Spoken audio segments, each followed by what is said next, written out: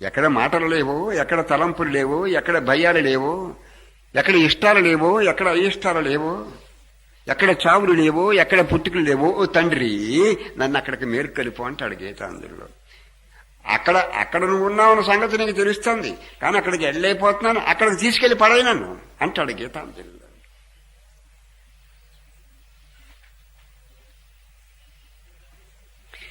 ఈ ముడి విప్పేటప్పుడు దేహాత్మ బుద్ధి, దేహమే ఆత్మ అనుకునే బుద్ధి, దేహం చనిపోయినప్పుడు నేను చనిపోతున్నాను అనుకునే బుద్ధి, ఆ ముడి అదొక రకమైన ముడి. ఆ ముడి విప్పేటప్పుడు విప్పావు నాకు, ఆ విప్పేటప్పుడు కూడా బాధ లేకుండా చేసేవారు ఆచరిస్తాడు అంటాడు భగవాన్.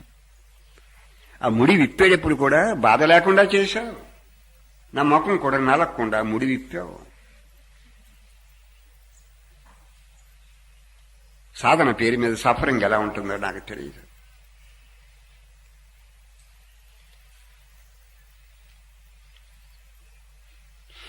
ఇక్కడ మీరు అంటే భగవంతుడిని విశ్వసించండి. మాకు జ్ఞానం ఎప్పుడు వస్తుంది, జ్ఞానం ఎప్పుడు వస్తుంది అలా కనిపెట్టుకోండకండి. మాకు మోక్షం ఎప్పుడు ఇస్తావు, మోక్షం ఎప్పుడు ఇస్తావు అలా కనిపెట్టుకోండి.